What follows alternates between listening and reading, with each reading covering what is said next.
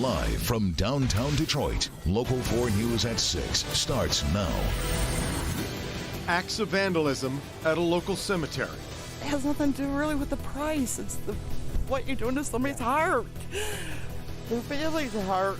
Tonight, loved ones of those buried here are wondering why anyone would do something like this. A disturbing video from a Roseville neighborhood showing a dog used as a weapon by one teenager against another. Outrage tonight over this vicious fight in Roseville that involved teens, children, and at least one adult. And as you see, one dog part of the melee too, and what some see as a racist attack. Let's get out to Sean Lade live in Roseville, where so far no arrests have been made in any of this, Sean. Kimberly, first and foremost, we want to warn people that the video you're about to watch is a big time disturbing. Second of all, police are explaining why no one is under arrest at this hour on either side of this bitter battle we see go down in the street here. Also, the people who used the dog in the attack, they are messaging us tonight saying it was all in self-defense, but thousands of people are reacting to this video you're about to see. You are looking at video of a teen from Roseville using his dog as a weapon against a minor. Once the dog takes hold of that teenager, children then hit, kick, and use garbage cans in a swarm of violence against that teen. It happened Wednesday here on Lowell, near Maple and Martin in Roseville. Another video shows an adult involved being hit in the face by another teen. That adult is 32-year-old William LaFave. They yelled knife because they seen him pull a knife out, and that's when the dog got released. So that way I didn't get stabbed. If the dog didn't get released, I probably wouldn't be here. I'd probably be in the emergency room right now. Videos of this ugly incident are spreading like wildfire on Facebook. And the images of a white teen unleashing a dog on an African-American teen have many saying this is a racial attack. Roseville police responded. They did not take anyone into custody. So the actions of the individual that had the dog may or may not result in criminal charges. But as in most cases, we want to conduct a thorough investigation before action of placing someone under arrest. All caught on camera here are pointing blame at each other for the fight. And police did not remove the dog used in the attack from its owner.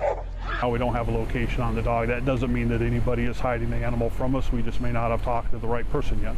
Okay, the dog did its part. I don't care how anybody looks at it. The dog was defending its family. That's what the dog did, and that's the bottom line. It did what it was supposed to do. We're live tonight in Roseville. That man saying there's no racial element to this at all. He is showing us tonight messages from the teens that came to his house saying they were going to kick his door in if the other teens didn't come out to fight. The teen with the dog is saying tonight that he responded with the dog because he was being threatened with brass knuckles and knives.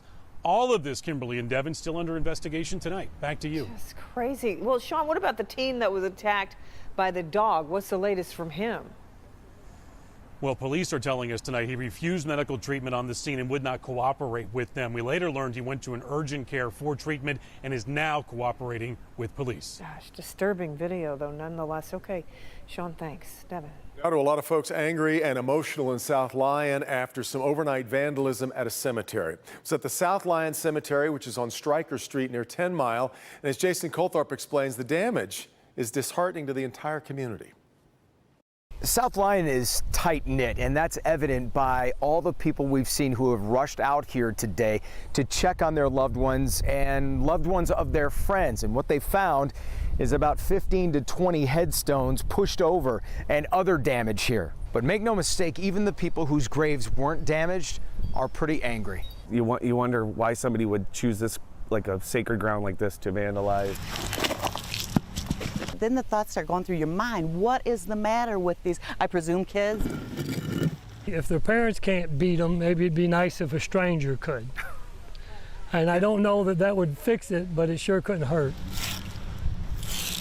It's almost as if somebody slapped your loved one, you know? It's just pretty tough when you have family here. The grounds crew here at South Lyon Cemetery noticed the damage early this morning to family plots, even children's graves, and seemingly random. I lost my daughter 1.5 years ago, so that was my... Clearly, this damage has stirred the same emotions of when people first lost their loved ones. My mom died last night. It was the hardest thing I've ever been through. And this. In the coming days, Chris Threet's mother will be buried here, next to her father and other family. That's why what's happened here is so much more than just simple vandalism to her and others. It's just too hard.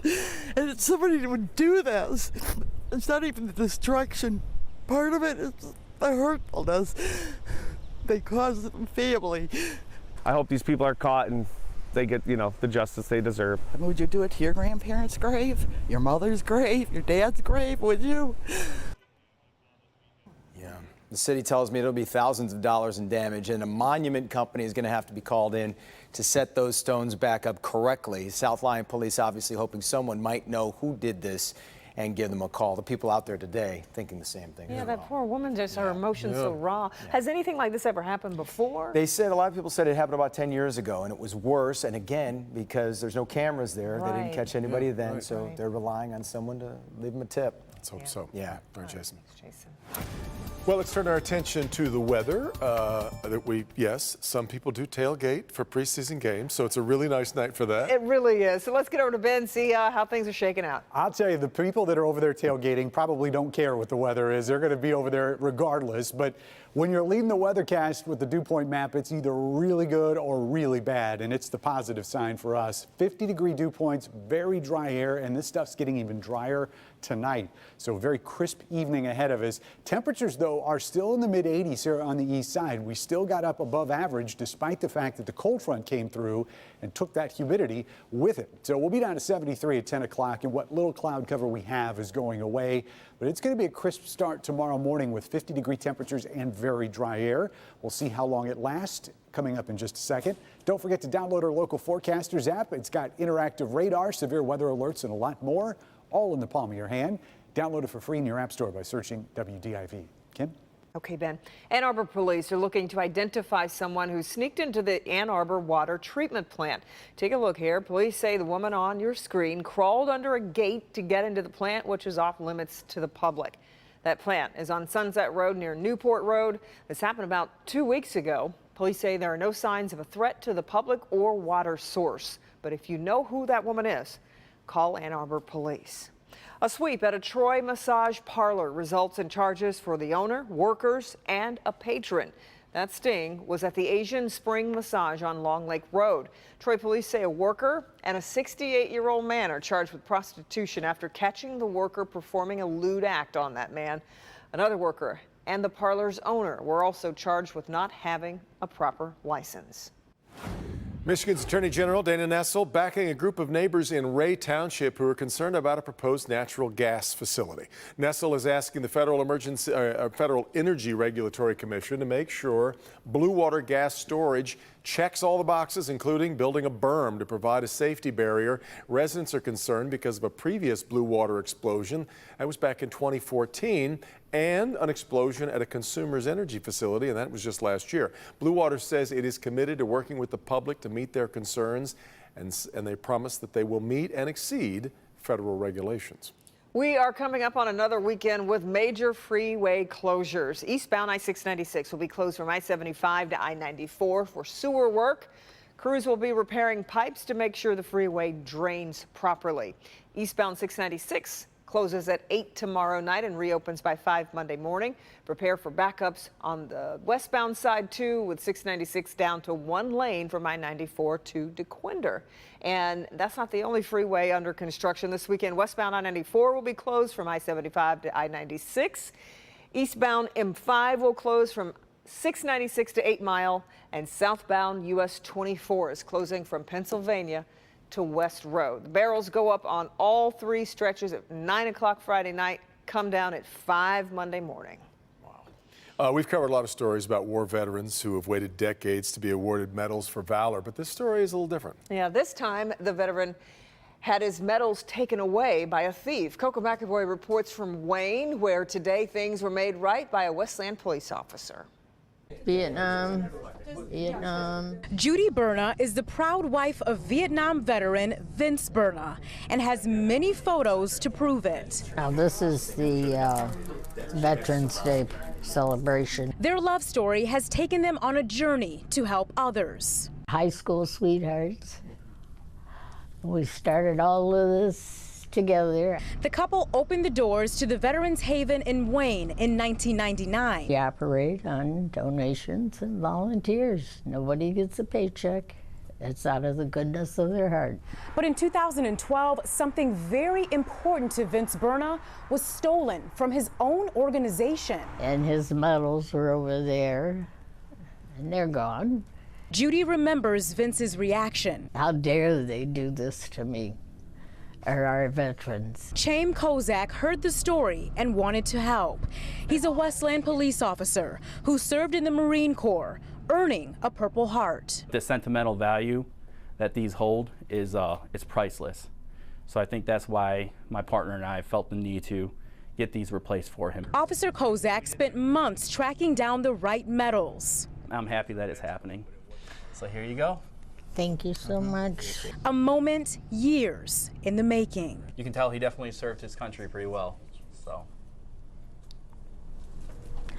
Yeah, he did. Vince is now hospitalized in poor health. And he still has his PTSD from Vietnam. I don't think it'd ever go away. But when Judy brings the medals to him. But it's gonna be emotional for him.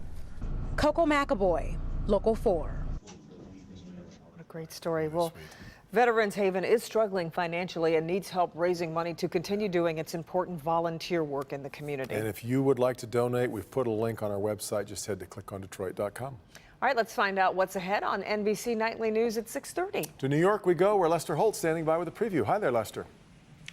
Hey, Devin and Kim, ahead for us tonight after a tragic death, what parents of small children need to know about front-loading washing machines. We've got some important safety tips, plus the new study about coffee and what may be triggering your migraine headaches. Yeah, so Lester, can we put the rumor to bed? Does coffee help keep migraines away or no? Well, for many who suffer from migraines, that's been a popular remedy. That caffeine in coffee can be used as a painkiller, but according to this new study, researchers at Harvard find that too much coffee can actually increase your risk of a migraine attack. Coming up on Nightly News, we'll tell you how much coffee per day researchers say will put you at risk. Okay. Yeah. We'll look forward to it. Lester, we'll see you in just a bit. All right, ahead here in Good Health tonight at 6, concerns about what some doctors are prescribing for children for pain following tonsil surgery. Plus, the video police want you to see showing how two men conspired to steal someone's car in a Detroit parking lot. That's next. Number 1 at 4, 5, 6, and 11. Number 1 TV news site, Local 4 and Click on Detroit.